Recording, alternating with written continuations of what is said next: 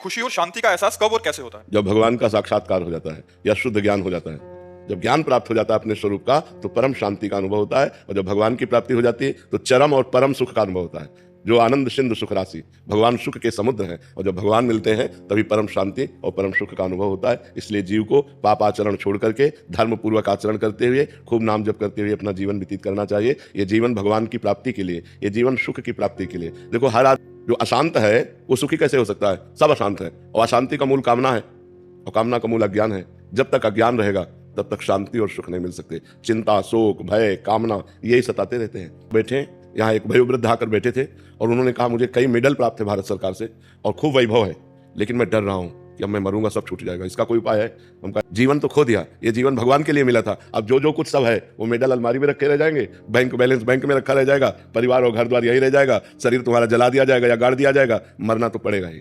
दुख चाहते हो, सुख और शांति। अच्छा, अपने को पता नहीं है कि हम 70 वर्ष के होके ही मरेंगे कि 80 वर्ष के होके मरेंगे। 8 मरण में जाना चाहिए भय मुक्त होने के लिए। भययुक्त होकर कोई नहीं है जो हमारी रक्षा कर सके। मृत्यु से कोई रक्षा नहीं कर सकता।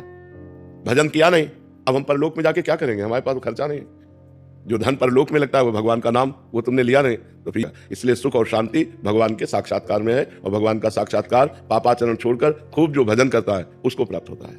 महाराज जी, गुरुजी, विपरीत से विपरीत परिस्थिति में ईश्वर की कृपा कैसे अनुभव होती है और करें? जब भजन किया जाता है, जब ईश्वर से अपनापन करके और खूब भजन किया जाता है तो हृदय इतना आनंदित रहता है। भगवान के नाम में, भगवान के धाम में, भगवान के रूप में, भगवान की लीला में वो सामर्थ्य है कि हम विपरीत से विपरीत परिस्थिति में भी आनंदित रह सकते हैं। तो हमारा कर्तव्य है कि हम नाम जप करें, शास्त्र स्वाध्याय करें, सत्संग सुने और गंदे आचरण न करें। इसलिए भगवान का नाम जप ही, भगवान का सुमिरन ही हमें भारी से भारी विपत्ति से बचाता है। जैसे प्रहलाद जी का हर विपत्ति, हर दुख को हम भगवान से जुड़कर काट सकते हैं, अन्यथा नहीं, अन्यथा तो टूट जाएंगे। इंसान का भरोसा इंसान बाहरी है, अंदर से हमें ठीक होना चाहिए, और अंदर हमें स्वस्थ कर सकते हैं भगवान। हमें आनंद है, क्यों? क्योंकि आनंद चिंत भगवान। अभी तो जैसे आपसे बात कर रहे हैं तो हम बाहर बात कर रहे हैं, और जब हम अंदर हो गए तब शरीर का भाना ही खत्म। ये शरीर की किडनी फेल है, शरीर जो जब कष्ट हो रहा है उस समय भी भगवान सामने है। मरने की बात जब आती है तो लगता है भगवान से ही तो मिलना है। मरने का मतलब है भगवान से मिलना है। क्या यार दिक्कत है? एक आनंद है। तो भारी से भारी विपत्ति में भी तभी हम आनंदित रह सकते हैं जब हमारा चित्त भगवान से जुड़ा हो। यदि भगवान से नहीं जुड़ा तो फिर तो डूब जाओगे। ऐसे ऐसे दुख है, ऐसी ऐसी विपत्ति है कि उसी में हो जाएगा कि अब जीना क्या, ऐसी परिस्थिति आ जाती है।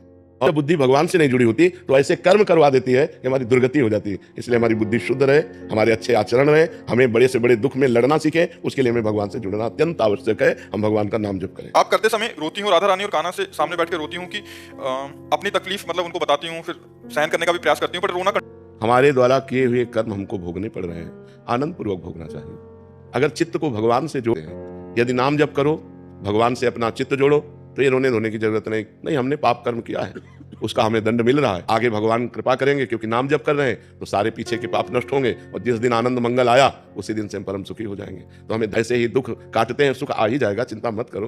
प्रभु से रोने धोने की जरूरत नहीं। अगर प्रभु से मांगो तो एक बात मांगो कि आपको कभी भूलूं नहीं, आपका नाम कभी न छूटे, हमसे कभी पाप न हो, हमसे किसी को दुख न हो। भगवान मुझे ऐसा ज्ञान दो जिससे किसी को दुख न दूं, हम सबको सुख प्रदान करें, हम नाम जप करें, परोपकार करें, बस यही मांगो। अपने दुख की निवृत्ति मत मांगो।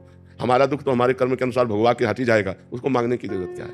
आपके इसी मुख से सुना है कि सहचरी भाव या किसी भी भाव प्रधान उपासना का मूल तत्सुख भाव है, परंतु हम अधम जीव तो आपकी प्राप्ति भी स्वसुख से प्राप्त मतलब प्रेरित होकर कर रहे हैं कि हम निकुंज जाएंगे, अमुक सुख मिलेगा, दुख का लेश तक नहीं रहेगा। देखो, तत्सुख और स्वसुख, तत्सुख और स्वसुख का अंतर यह है, जो देह को लेकर के सुख मांगा जाता है वो स्वसुख है, और जो स्वरूप को लेकर मांगा जाता है वो तत्सुख है।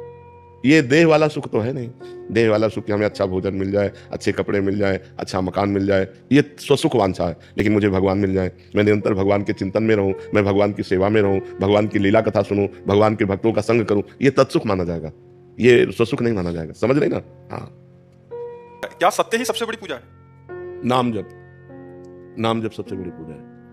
सत्य स्वरूप परमात्मा सबके हृदय में विराजमान है। क्या दुख जा रहा है? क्या सत्य तो है, पर क्या सब सुखी हो रहे हैं? क्या नहीं हो रहे। सत्य का चिंतन करना, सत्य का स्मरण करना, ये सबसे बड़ी पूजा है। अगर स्मरण नहीं है, सत्य है गीता जी, भगवान की वाणी है ना, वही हो रहे हैं, सब परेशान हो रहे हैं, सब भागे घूम रहे हैं। सत्य का चिंतन, सत्य का स्मरण, सत्यमयी स्थिति, तब जाकर के हमें शांति प्राप्त होगी। सत्य का चिंतन कितना हो रहा है, खास बात आपका प्रश्न है। बात समझ में आ रही है आपकी?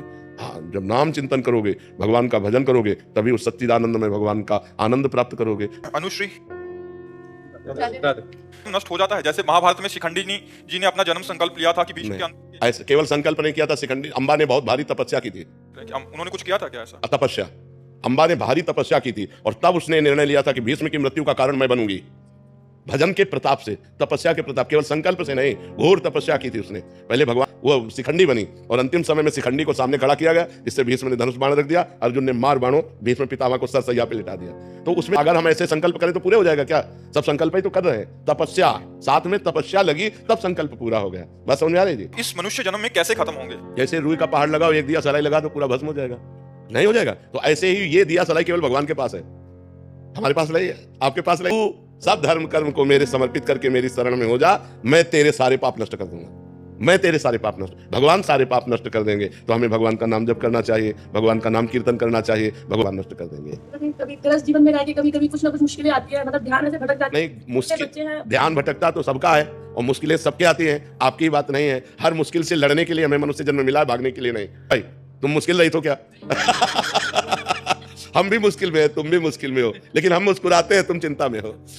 मुस्कुरा सकता है जब भगवान से जुड़े हो।